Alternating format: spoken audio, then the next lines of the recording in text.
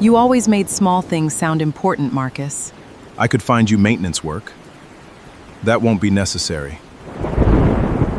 3 shell companies, 340,000 missing. You have no idea what those signatures mean.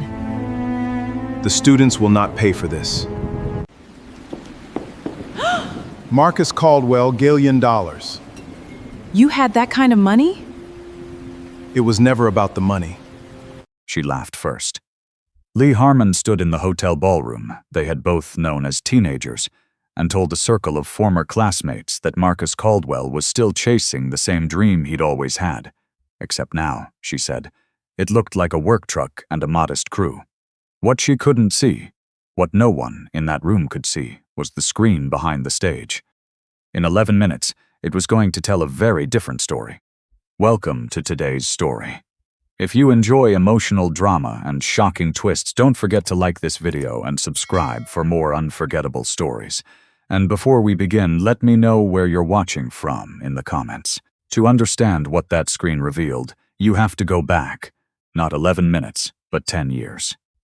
Marcus Caldwell was 43 years old when he walked into the Douglas alumni reunion.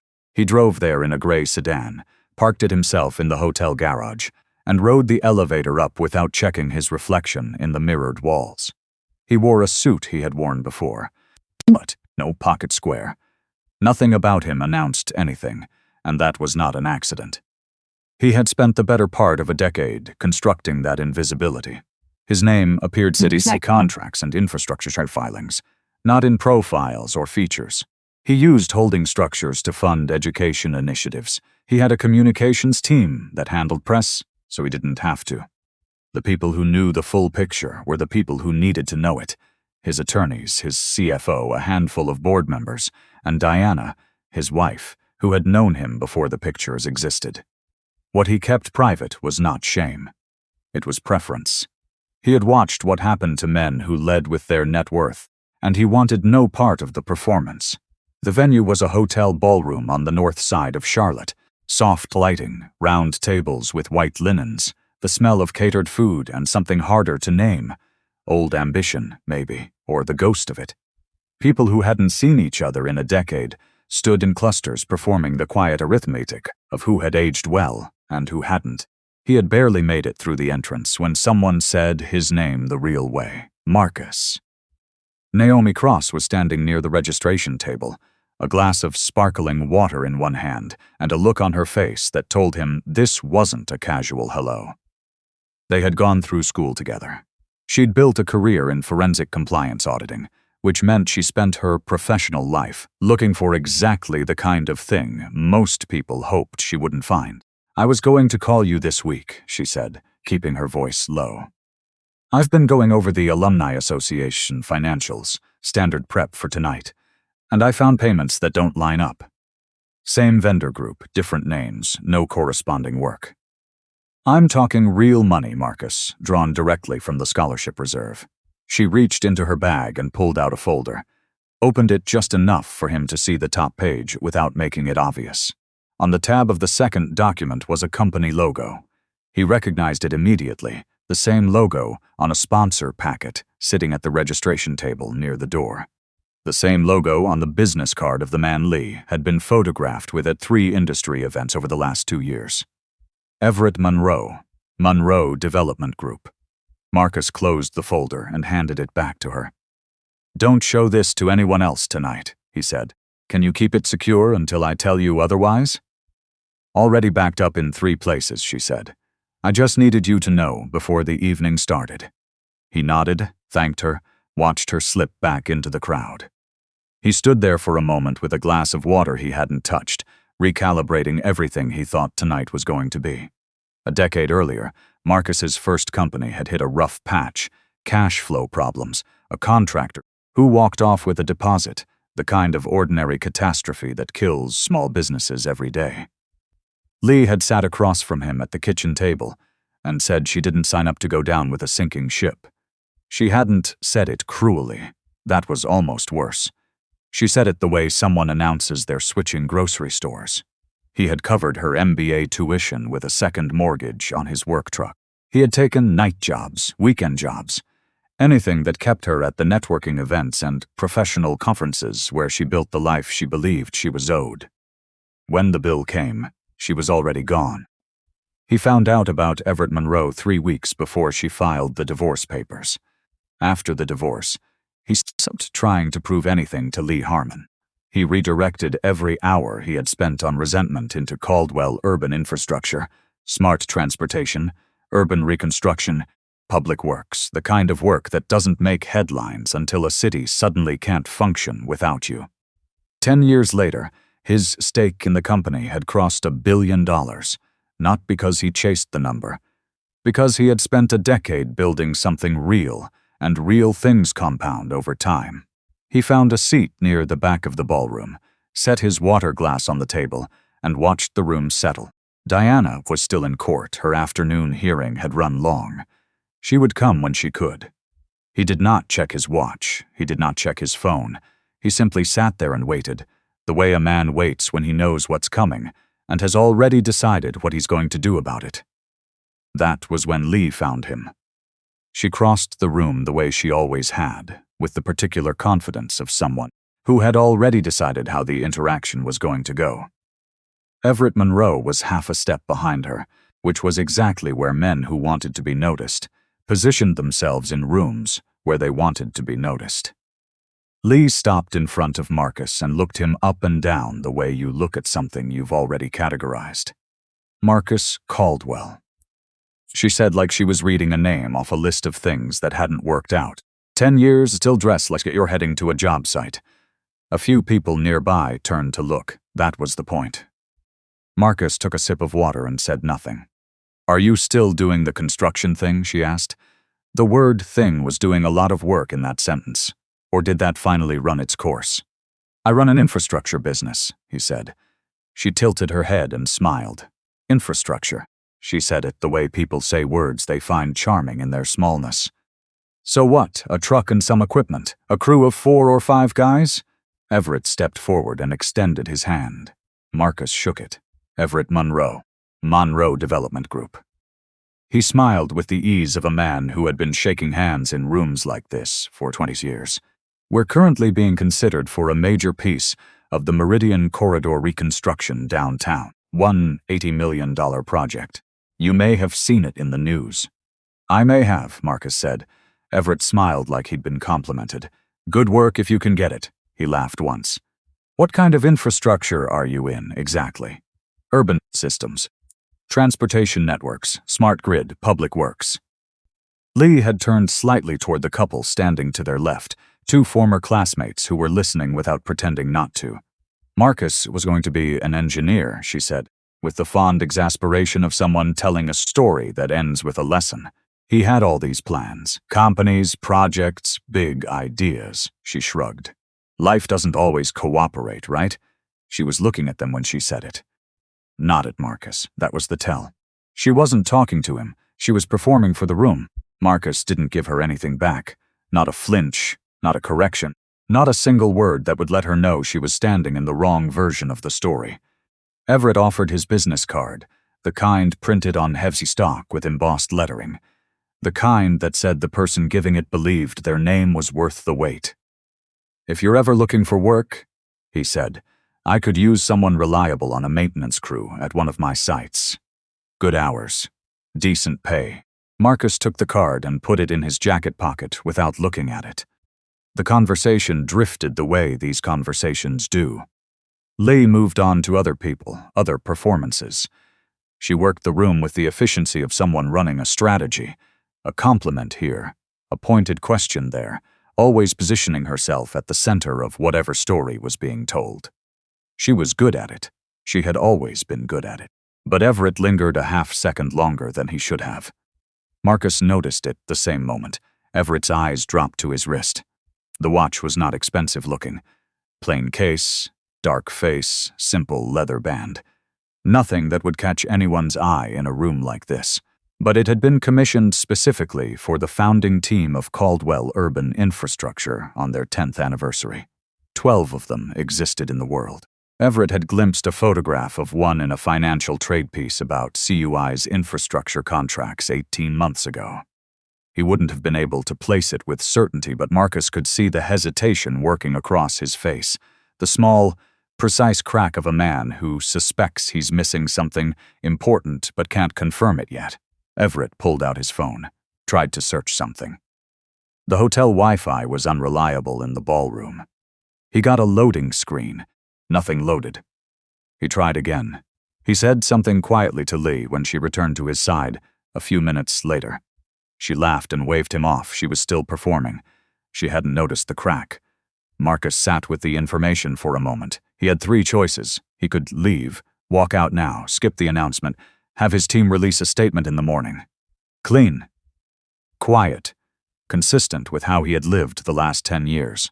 He could announce himself right now, stand up and say his name, say his company, and let the room do the rest. Leigh would understand within seconds what she had just done. Or he could stay, keep his mouth shut, let the evening unfold the way it was always going to unfold, and use the time to watch Everett Monroe more carefully. Because the folder Naomi had shown him wasn't just about money. It was about scholarship funds being skimmed from students who came from the same neighborhoods Marcus had grown up in. Students who needed those funds the way he had needed them at 17, when a teacher named Mrs. Ruth Akers had written a check from her own pocket to cover his college application fees, because she believed he was worth the bet. This wasn't about Leigh anymore. Marcus put down his water glass, stayed in his seat, and kept his face neutral. Across the room, Leigh glanced over at him and smiled the slow, satisfied kind, because she thought his silence was confirmation. She thought she had read the room correctly. She thought he had nothing to say because he had nothing to show. He opened the folder Naomi had returned to him under the table and looked at the second page. He read it once, then he read it again. 3 shell companies, all sharing the same vendor group structure. Invoices submitted to the Douglas Alumni Scholarship Fund over 22 months. Services listed. No corresponding work, and on the final column of the last page, a line he had seen before in other documents, the approving committee's signature. He didn't need to read the name to know it, but he read it anyway. He closed the folder. A few minutes later, Leigh came back across the room. She had 6 people with her this time. Doctors, an attorney, someone from finance. She was guiding Marcus by the arm toward the group, and the hand on his elbow was firm enough to steer.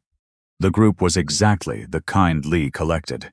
2 physicians, a corporate attorney named Darius Webb, who Marcus vaguely remembered from junior year, and a woman who worked in finance for a regional bank. The people you stood near at these things when you wanted your own biography reflected back at the right angle. Leigh positioned herself at the center of the circle before anyone else could. Everyone, you remember, Marcus? We were married for, what was it, 9 years? She said it the way people introduce a story that's already been summarized. 9 years, Marcus confirmed.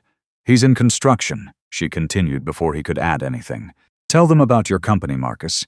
The infrastructure thing, that word again, thing. He looked around the group.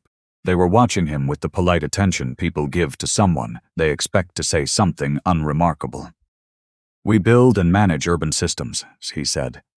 Transportation networks, smart grid infrastructure, public works, reconstruction. Primarily in the southeast, but we've expanded into 4 other regions over the last 3 years. A brief silence. Leigh filled it. He's always been good with technical language, she said, smiling at the group. Marcus could make anything sound bigger than it is. It's a gift. Darius Webb looked at Marcus with something that wasn't quite politeness. It was closer to recalibration. But Leigh was already pivoting, already pulling Everett back into the conversation, already handing the room to him. Everett's company is competing for a major city contract right now, she said, the Meridian Corridor project. It's going to be transformational for Charlotte. Everett accepted the handoff smoothly. He talked for 2 minutes about project scope, timeline, projected economic impact. He was polished, the vocabulary of someone who had spent years pitching to rooms that didn't entirely believe him. He had learned to keep moving and never let the silence settle long enough for doubt to form. At no point did he appear to know that the company ultimately controlling the approval pipeline for the project he was describing was Marcus's. Marcus didn't correct him. He watched Everett's hands while he talked. Watched his eyes move toward the door every few minutes, like he was trying to confirm something he still hadn't been able to look up on his phone. He was still thinking about the watch. Darius asked Everett something technical about the corridor project's procurement timeline. Everett answered well, but paused once. A half-beat where the specifics of CUI's role in the process clearly exceeded what he'd prepared for. He recovered quickly, but Marcus caught the gap. The ballroom had filled steadily over the past hour. Someone from Leigh's side of the room laughed at something. Near the door, Raymond Grant, their former principal, now the Alumni Association's director, was speaking quietly with two members of his staff. Marcus excused himself from the group and crossed to the far side of the room, where Naomi had positioned herself with a clear sight line to both the door and the stage. "The second signature," he said, keeping his voice low. "On the vendor recommendations." Naomi nodded once. She was on the finance committee for 4 of the 5 approval cycles. The invoices went through her desk. "I have 3 of the originals confirmed with her signature against the association's own archived records." "How long have you had this?" 6 weeks. "I didn't want to move until I had something complete enough to hold up." She paused. "There's more. The vendor pre-positioning for the new training center, the one tonight's announcement is about, was submitted 6 weeks ago. Same vendor group. Same committee member signature. Recommended before the donor was even confirmed." She looked at him steadily. They were already setting us up. I run the dense operation at a larger scale. They just didn't know who the donor was going to be. Marcus absorbed that. The scholarship fund had been bled for years.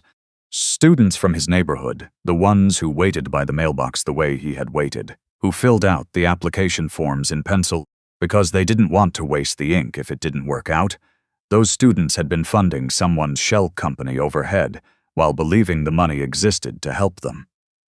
And the training center his donation was about to build had already been pre-positioned as the next operation. The $22 million would have been the most lucrative pass-through they'd ever had access to. They just hadn't known the donor was going to be sitting in the room all night. "Hold everything," Marcus said. "Release nothing without my say." "Can you stay through the announcement?" "Already planning on it." He thanked her and returned to his seat. Across the room, Leigh was laughing at something the finance woman had said, the practiced laugh of someone who was also monitoring the room at the same time. Everett stood beside her. His phone was in his hand again. The Wi-Fi still wasn't cooperating. Raymond Grant stepped to the edge of the stage and tapped the microphone once to check the level. He looked out at the room with the measured calm of someone who had stood in front of this particular crowd many times before. Marcus straightened slightly in his chair. Whatever came next was going to be Raymond's to deliver first, and whatever Raymond said, about the fund, about the oversight, about the failures he already knew enough to acknowledge, it was going to land before the announcement did. The room needed to hear that part. The students needed the record to show it had been said. Marcus set down his water glass and waited. Raymond stepped back from the microphone as the venue coordinator adjusted the sound levels for the main program. The announcement was still 30 minutes away. In the meantime, the room had reached the particular temperature of a reunion evening that has found its rhythm, clusters of conversation, a low hum of accumulated nostalgia, people leaning slightly toward each other the way they do when the wine and the distance of years combines into something almost honest. Leigh made one more circuit. Marcus watched her work the room with something close to admiration for the craft of it. She moved from group to group with a consistency that wasn't random. She was building something, consolidating a version of the evening that would outlast whatever happened on that stage in 20 minutes. She paused at the bar, said something that made the couple there laugh. She touched the arm of a woman Marcus recognized as a former class officer. She positioned herself always at the exact center of whatever story was being told. Then she came back for him. He saw it happening before she reached him. The slight shift in her trajectory, the way her eyes found him and held for a moment longer than the social scan required. She had one more thing she wanted to do tonight before the program started, and he was it. She didn't bring Everett this time. She came alone and stopped beside his chair, and her voice, when she spoke, was different, lower, carefully calibrated. Not the performance voice. Something that was trying to sound like the original. "I've been terrible tonight," she said. "I know that." Marcus looked at her. "I get this way at these things. Too much wine, too much looking backward." She paused. "You built something real, Marcus. I always knew you would." He said nothing. "I mean it," she said. "Whatever it looks like from the outside, whatever I said earlier, I always believed in what you were capable of." "I know what you believed," he said. She absorbed that without flinching. She was very good at absorbing things without showing what they cost her. It was one of the qualities he had once admired about her, back when he thought it was strength rather than practice. "Everett and I have been together for 6 years," she said, as though the information was a form of context rather than a defense. "He's done well, we both have." "Good." She studied him for a moment. Then something shifted, a small recalibration barely visible. She had expected more. Some friction, some remnant of old hurt she could work with. He hadn't given her any. "You seem different," she said finally. 10 years, he said. She almost smiled.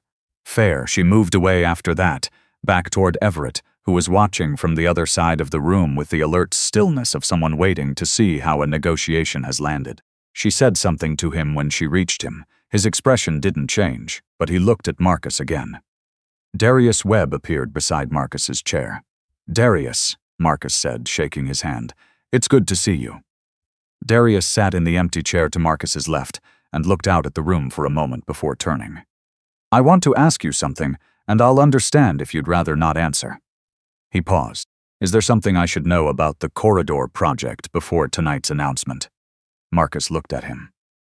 "I follow infrastructure procurement in this region," Darius said. "My firm advises on commercial real estate at a level where we track things.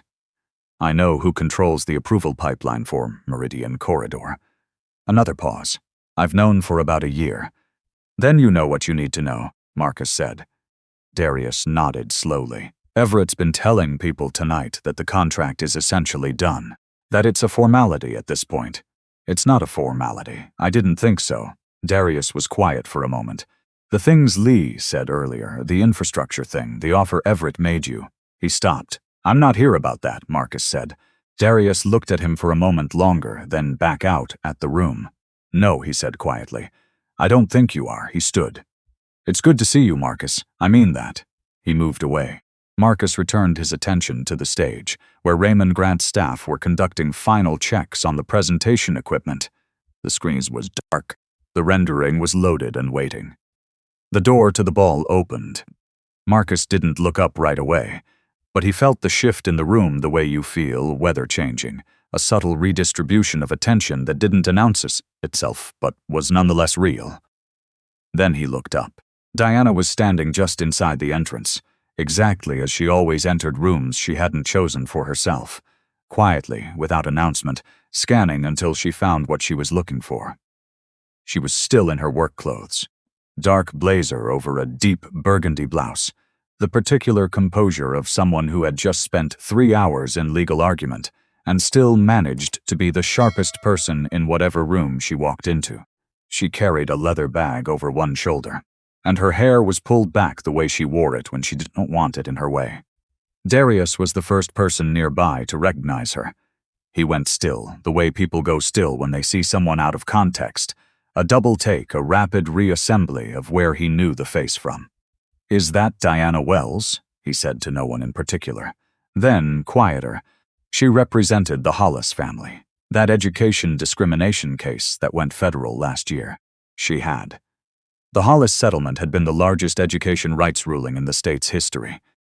Diana never talked about it at home except once, near the end, when she said it had taken 2 years off her life and given her a reason to keep going. She crossed the room and found Marcus's eyes before she reached him. She walked directly to his chair, put her hand in his, and said quietly, "Sorry, I'm late. The hearing ran long." "You're right on time," he said. She looked at the group nearby. Darius, a few others who had drifted close, smiled with the calm ease of a person who is accustomed to being recognized, and introduced herself simply, "Diana Caldwell." The energy in the circle shifted, not dramatically. No one announced it. But Marcus felt it, and he could see by the way Darius straightened slightly that he felt it too. The name, the case, the composure. The woman standing beside Marcus Caldwell, carrying herself the way people carry themselves when they know exactly who they are and don't need anyone in the room to confirm it. Leigh noticed. Marcus watched it happen from the corner of his eye, the small sequence of recognition moving through her. Leigh's gaze traveled from Diana's face to her hand in Marcus's to the name she had just said. Caldwell. Not Wells. Not a maiden name. Caldwell. He had remarried, and the woman he had married was someone this room recognized and respected before she had said a single word about herself. Leigh crossed the room within a minute. She did it the way she did most things that required maintenance. Smoothly, with just enough warmth to pass for genuine. "It's so nice to meet you," she said to Diana. "I'm Leigh. Marcus and I were married years ago." Diana looked at her pleasantly. "I know who you are. Not unkindly. Not with edge. Just plainly." The statement of a woman who had done her homework long before tonight and had nothing to defend. A silence settled between them, the particular kind that has weight. Everett appeared at Leigh's elbow. He touched her arm once, the practiced gesture of a man who had learned to read when a situation needed an exit. Leigh held her expression and smiled through it. "It's a lovely event," she said to the group, to no one specifically. "Raymond has really kept it going all these years." She moved away. Everett followed. Diana watched them go, then turned back to Marcus. She said nothing at first, just looked at him with the particular attention she reserved for moments she thought were important. "How long have you been here?" "A couple of hours. How is it?" "Interesting," he said. She almost smiled. "That bad. There's something I need to tell you when we get home." He kept his voice low. "It's not about tonight's announcement. There's something else going on." She read his face the way she had learned to read it over 5 years of marriage, not looking for what he was saying, but for what he wasn't. "The scholarship fund," she said. He looked at her. "I've heard things," she said, "in the last few weeks.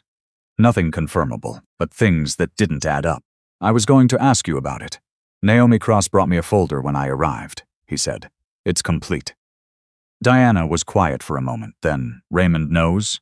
Enough. He said so from the stage earlier." She nodded slowly, processing. "Those kids."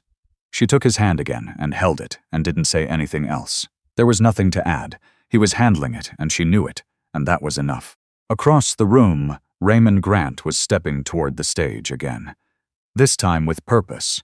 The lights dimmed slightly over the tables, and the murmur of conversation began to taper. Marcus sat forward in his chair. Whatever Leigh thought she had established tonight, whatever narrative she had assembled and distributed through this room over the last 2 hours, she was about 60 seconds from needing a new one. Raymond Grant was 68 years old, and he moved to the microphone the way men move when they carry something heavy and have decided to set it down in public. "Before I get to tonight's announcement," he said, "I want to say something that isn't in my prepared remarks." The room settled. "I've run this alumni association for 15 years, he said.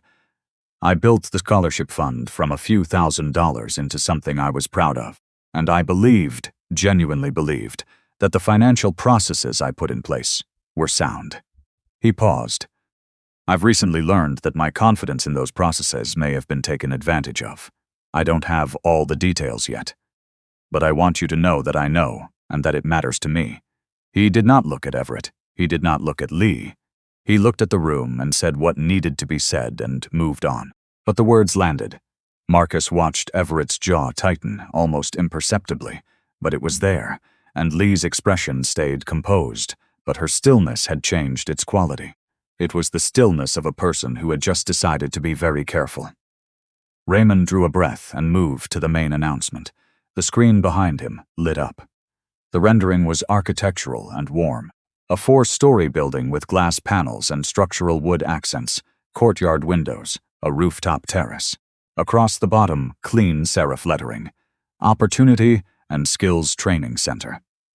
Below that, 2 lines, fully funded. Breaking ground in 6 months. Tonight, Raymond said, I am on a $22 million gift from a Douglas alumnus, a man who grew up in this community, who sat in these classrooms, and who has spent the last decade quietly changing the infrastructure of this city and others like it. He looked toward the back of the room. His arm rose, one hand extended, pointing directly to the table where Marcus was sitting. Ladies and gentlemen, Mr. Marcus Caldwell, founder and controlling shareholder of Caldwell Urban Infrastructure, and our $22 million donor. The silence hit before the applause did. The kind of silence that has mass to it. The kind that means the room has been asked to hold something it wasn't prepared to hold. Somewhere to Marcus's left, a glass hit the floor. He heard it without looking. Wait! Someone nearby said it in a whisper that was louder than intended. Him? Darius was standing completely still, staring. The woman who had laughed loudest at something Leigh had said an hour earlier had her hand pressed slowly over her mouth.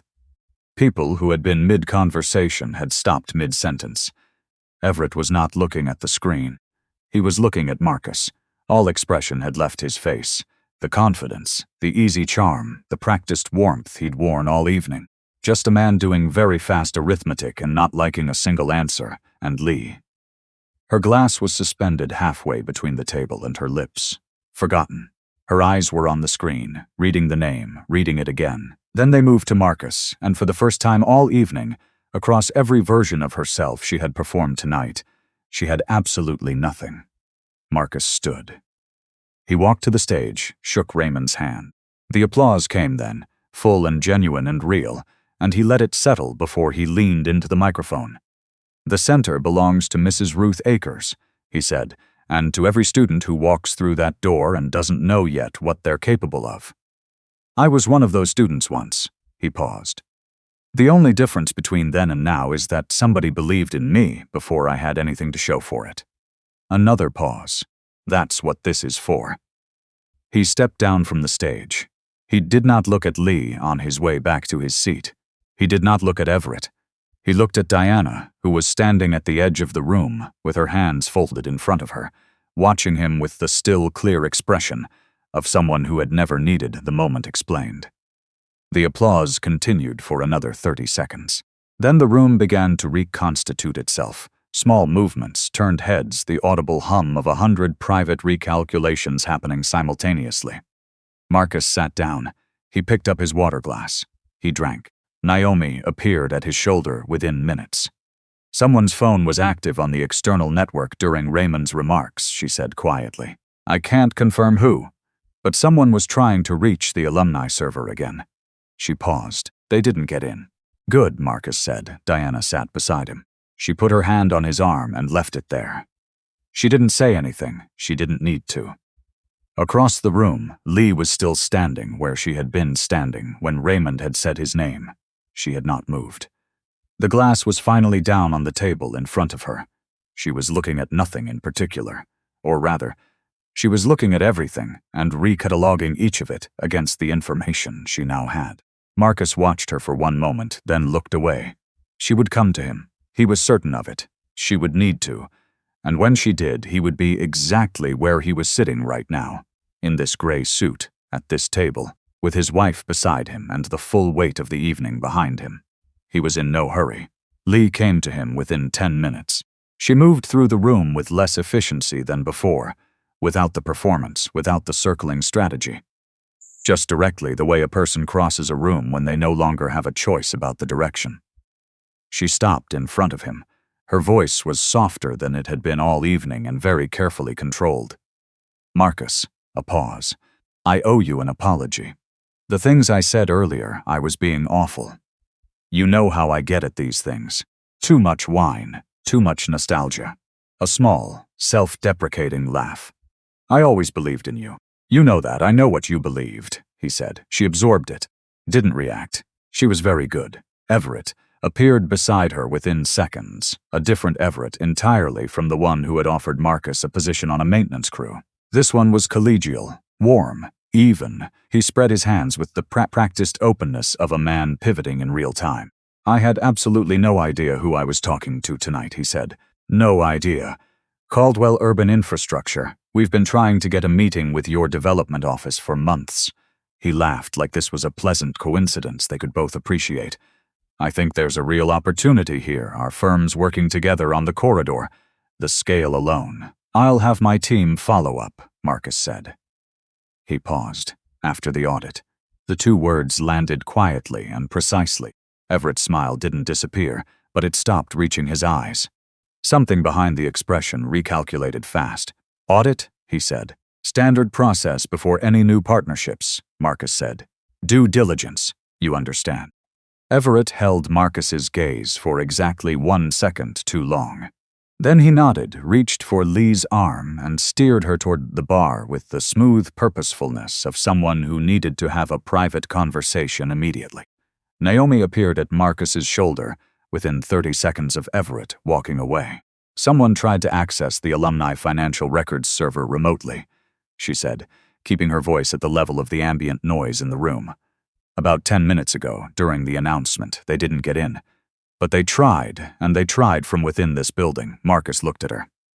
You're certain? Certain enough. The access attempt was logged. I've already notified our backup host. She paused. They're scared. They should be, he said. She moved away. Marcus turned back to find Diana watching him with the quiet attention she brought to things that mattered. He gave her a short nod, not now, and she accepted it with the ease of someone who had learned when to wait. A few more people stopped by to congratulate him over the next 20 minutes. Darissa shook his hand again and said something low and genuine about the work CUI had done on the East Corridor 3 years earlier, work that Darius had apparently followed closely. Former classmates he hadn't spoken to in a decade offered words that were honest in their awkwardness. The room had rearranged itself around a different understanding, and it was visible in the ways people held themselves. He and Diana left at 10. In the parking garage, walking to the car, Marcus noticed something on his phone. A notification from the Alumni Association's verified social media account. Someone had posted a clip to their live stream. He stopped walking and watched it. It had been edited. It began at the moment Leigh had been loudest. The group with the physicians. Marcus could make anything sound bigger than it is. It's a gift. And ended with the screen lighting up and his name appearing. Everything between had been cut. The full context of the evening was gone. Without it, the clip looked like something else entirely. It looked like a man who had engineered a public humiliation. He watched it once. Then he closed the app, put his phone in his pocket, and unlocked the car. Diana had seen it too. She got in without commenting. They drove for several minutes in silence, not the uncomfortable kind, but the kind that comes from two people who are thinking about the same thing and trusting the other to arrive at their own terms. She waited until they were home, coats off, the sit-sur quiet outside the kitchen window. The board is going to call tomorrow, she said. They'll want you to pull back, freeze the donation, and go after both of them publicly with everything you have. I know. She set her glass down on the counter, looked at him directly. Marcus, I need to ask you something and I need you to actually think about it before you answer. He said nothing, waiting. Are you protecting those kids? She said. Or are you still waiting for Leigh to understand what she gave up? The question didn't sting the way a lesser version of it might have. It landed quietly. The way true things do when someone who loves you asks them. He sat with it for a moment. The honest answer, the one he hadn't said out loud to anyone, not even to himself, was that he didn't fully know. He had told himself this was about the scholarship fund, about Naomi's documents, about the students who came from neighborhoods like his and deserved to have someone stand between them and the people who saw their futures as a revenue stream. And it was about those things. Genuinely. But somewhere beneath all of it, there was still a version of him that had driven to that reunion in a gray suit and a modest car, not because he didn't want recognition, but because some part of him had wanted to watch Leigh encounter who he had become. If I use what I have to destroy her, he said slowly, then everything I've built is still just a response to her, and she's been controlling me for 10 years without even knowing I was there. Diana didn't say anything, she just watched him. The kids come first, he said. Everything else I need to figure out for the right reasons." She nodded once. Outside the window, Charlotte was quiet. Somewhere across the city, in a server that someone had tried and failed to reach twice, tonight, Naomi's backups were sitting exactly where she had put them. And in a hotel ballroom that was emptying out, Leigh Harmon was telling a story about a man who had never gotten over her. For now, she believed every word. Gerald Hartwell called at 7:48 the next morning. Marcus was already at the kitchen table with coffee and his laptop, reading through the overnight coverage. 2 outlets had framed it as a feel-good reunion story. Local infrastructure founder surprises his old school with a transformational donation. The third had found Leigh's video and built something murkier around it. The video was brief and precise. She had recorded it from her phone, in low light, with the measured cadence of someone who had prepared for this possibility. She said she was shocked by what had happened. She said she hoped people would consider that public displays of wealth weren't always what they appeared to be. She said Marcus had never gotten over their divorce, and she hoped he could find peace. The clip from the live stream was attached to the article. Together, the 2 pieces suggested a narrative that didn't require facts to travel. It just needed a frame, and she had provided one. Hartwell got to the point immediately. "The City Council has flagged the corridor project pending clarification of your personal relationship to the Alumni Association controversy. The school board is in an emergency session this morning and is considering freezing the donation until the fund situation is resolved." Rowe's attorney sent a letter before 6 a.m., accusing CUI of using municipal contract leverage to eliminate a competitor. He paused. "That's not what happened, and I know that. But right now the story is being written by someone else, and you are not in it well." "Okay," Marcus said. "Pull back. Let legal go after both of them, publicly and completely. You have everything you need, the folder, the invoices, the server access attempts. End both of them inside a week.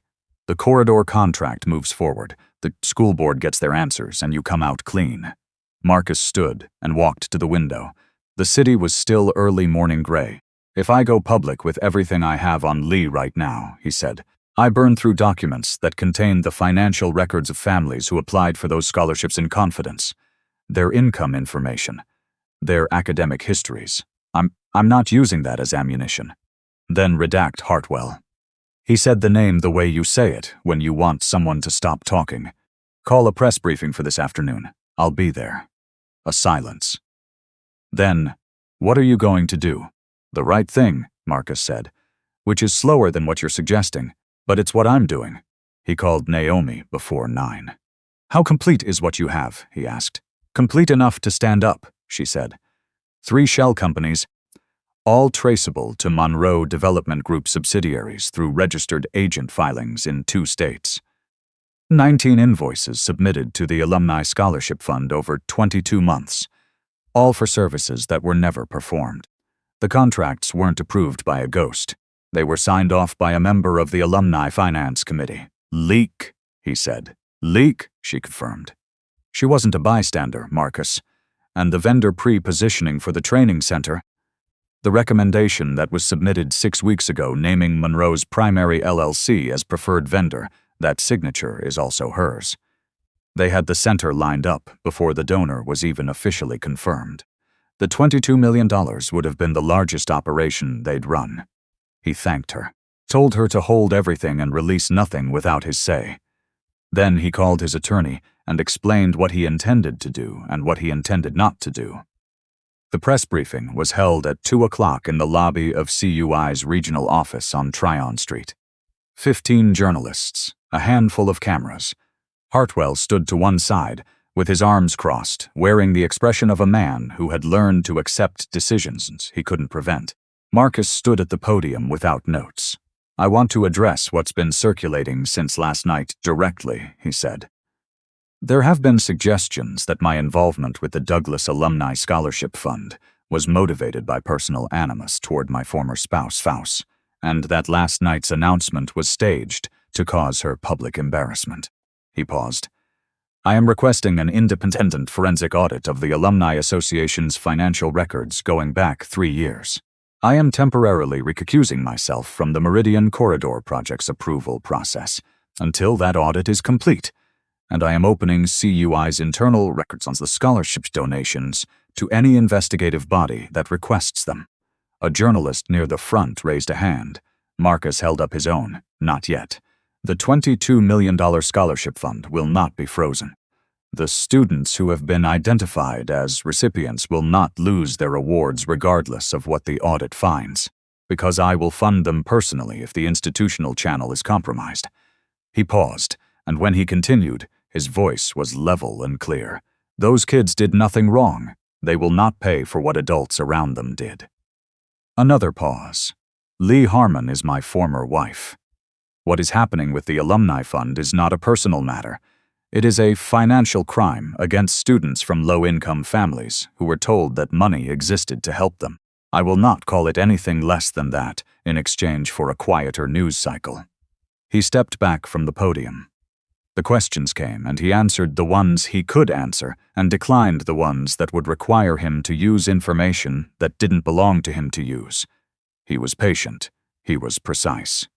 When one journalist pressed him on whether he intended to pursue legal action against specific individuals, he said, the audit would produce findings, and those findings would go to the appropriate parties. That was all he would say. When he got home that evening, Diana had dinner on the table and the television off. She read his face when he walked in and nodded once. The small nod that meant she'd seen the briefing, she understood, and she wasn't going to ask him to perform a version of it for her. He sat down and ate. Outside, the city continued. The audit team arrived at the Alumni Association offices the following morning. The audit took 12 days. On the 4th day, Everett's attorney released a statement. It was carefully written, the product of a firm that understood how to distribute blame without attaching it to anything specific. It acknowledged that irregularities had been found in the Alumni Fund's financial processing and attributed them to a finance committee member who had approved invoices without proper vetting. It did not name Leigh Harmon. It did not need to. Everyone who had been at the reunion and paid attention now understood the geometry of it. On the 6th day, Leigh released her own statement. She said she had signed certain finance committee documents in good faith, based on representations made to her by the fund's primary vendor regarding approved services. She expressed regret that the fund had been compromised. She did not name Everett Monroe. She did not need to, either. They were dismantling each other in public, which meant neither of them had anything left to negotiate with. Marcus read both statements from his office and forwarded them to his attorney without comment. On the 9th day, his phone received a text from a number he hadn't saved, but recognized immediately. Marcus, I need you to tell them this was a misunderstanding. You know me. You know I wouldn't intentionally hurt those kids. We have history. You owe me the chance to fix this quietly. He read it twice. He set the phone face down on his desk. He went back to work. He did not reply. Not because he had nothing to say, but because everything he might have said had already been said. At the podium, in the press briefing, in the commitment he had made publicly and without conditions. There was no private channel left. Whatever Leigh had believed about their history, whatever leverage she thought that word still carried, it had been superseded by the record he had chosen to create instead. The audit findings were released on the morning of the 12th day. 3 shell companies, all traceable to Monroe Development Group's subsidiaries through registered agent filings in North and South Carolina. 19 invoices totaling just over $340,000, drawn from the Scholarship Reserve Fund over 22 months. Services listed on each invoice. No corresponding work product, no service records, no site visits, no evidence of performance.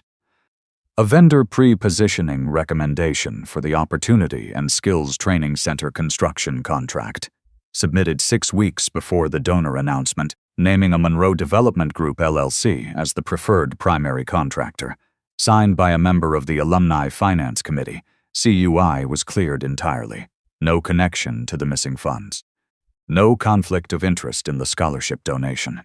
No evidence of any improper use of municipal contract leverage. Monroe Development Group was removed from consideration for all city projects and referred to the district attorney's office for criminal investigation. Everett Monroe's general contractor license was suspended pending the outcome. His bond company was notified the same morning. The findings were released. Leigh was removed from the Alumni Association Board. Her position at a real estate consulting firm, one Everett had arranged for her 18 months earlier, was terminated within 48 hours of the findings becoming public. She faced civil liability for the invoices bearing her signature and was named a person of interest in the broader criminal investigation. Raymond Grant issued a statement that afternoon. It was 3 pages long. He listed every procedural gap that had allowed the fraud to occur, identified the specific oversight failures he was personally responsible for, and announced a complete restructuring of the fund's governance. New board composition, new audit cycle, new vendor approval process. He named the failures by name. He did not deflect. He did not minimize. He told the truth about what had happened on his watch and what he was going to do about it. Marcus read the statement twice. Then he printed it and put it on his desk, which was not something he did with documents that weren't worth keeping. Over the following week, the scholarship recipients received formal confirmation letters. Their awards were protected. The institutional channel had been compromised, so Marcus funded the cohort personally through a separate trust, as he had said he would. Naomi Cross provided testimony to the DA's office and was formally thanked by Raymond Grant in a letter he sent to her office. The corridor project was reassigned through a standard competitive process, with CUI's recusal formally noted in the record. Darius Webb's firm, which had been monitoring the procurement process for months, filed a brief observation with the city, noting the procedural clarity of CUI's handling. It was a small gesture. Marcus appreciated it. He did not hear from Leigh again. He did not think about her much. That, more than anything, was what told him the evening at the Douglas reunion had finally closed something he hadn't been fully aware was still open. The groundbreaking was on a Tuesday morning in early November. Marcus stood at the back of the small ceremony in the same gray suit. The site was a cleared lot on the east side of the neighborhood, not the neighborhood as it had been, but the neighborhood as it was still becoming, block by block, with the particular resilience of places that don't wait for permission. Behind him, the street smelled like autumn and concrete dust. In front of him, the podium and the gathered crowd, and the 18 scholarship recipients seated in the front row. They ranged from 20 to 23 years old. They had come from the zip codes Marcus had grown up in, the ones that appeared on certain lists and not on others, the ones that shaped you without announcing that they were doing it. They sat in the folding chairs with the composed alertness of people who had learned not to count on things until they actually happened, who had celebrated their own achievements quietly in the knowledge that quiet was safer than hope that might still be withdrawn. Marcus watched them and recognized something in the way they held themselves. Raymond Grant spoke first. He was honest, the way he had been honest in his written statement, clear-eyed about what had gone wrong, unambiguous about who was responsible for the oversight failures, and specific about the changes that were now in place. He didn't reach for inspiration until the factual record had been laid down, and when he did reach for it, he earned it. Then he invited the first scholarship recipient, a young woman named Adrian, to say a few words. She stood at the podium and looked out at the assembled crowd and said, with the directness of someone who had been thinking about this longer than the moment, "I applied 3 times. The first 2 times I didn't hear anything. I thought maybe there wasn't money, or maybe it was just for other people." She paused. "This time I heard. And I want whoever made that happen to know that I plan to make something out of it that lasts." She sat down. Marcus looked at the ground for a moment. He thought about Mrs. Ruth Akers, the classroom, the application form, the $85 she had taken from her own wallet and pressed into his hand with the same matter-of-fact certainty that other people reserved for paying a bill. He had thanked her 3 times. She had told him to stop thanking her and go fill out the form. He had never been able to repay her. She had died 4 years ago in a small house on the east side of the city, and no one had written a long article about it. At the corner of the building behind the podium, a small bronze plate had been mounted at eye level. Understated, the kind of thing you would see if you were looking and miss if you weren't, in memory of Ruth Akers, who believed first. He had commissioned it without telling Diana, and she had noticed it when they'd arrived this morning and hadn't said anything, just found his hand and held it for a moment. She was beside him now, standing close. Not saying anything. He was not saying anything either. There was nothing required. The ceremony continued. Names were read, a shovel was ceremonially planted, and people took photographs in the early November light. Naomi Cross found him near the end of the event. She had her coat buttoned to the collar and her usual expression of someone who preferred facts to ceremony, but had learned to attend ceremony when facts required it. "It's real now," she said. "It was always real," he said. "It just had to get cleared of what was in the way." She almost smiled. "I've been in this work a long time. Most people who could do what you did to those two would have done it by the end of the first week. Most people would have enjoyed it more than was useful," he said. She shook his hand and left. He stayed until the crowd thinned. Diana waited with him without comment, which was one of the 100 ways she had shown him over 5 years, that she understood what mattered and what didn't. When the last of the guests had gone, and the event chairs were being folded and carried away, they walked back to the car together through the November cold. He had a shoebox in the back of his closet at home, beat up at the corners, full of receipts from years he no longer needed to defend, letters he had written and never sent, a small notebook where he had once written down things Leigh had said to him on the bad nights. He had not opened it in years. He didn't intend to open it now, but he hadn't thrown it away either, and maybe he never would. Some things you keep not because you need them anymore, but because they are part of the true account of how you became who you are. They are not weapons, they are not wounds, they are just the record. He got in the car. Diana started the engine. They drove home. If any of this stayed with you the way it stayed with him, let him know in the comments. Some stories don't ask you to pick a side, they just ask you to sit with it for a while.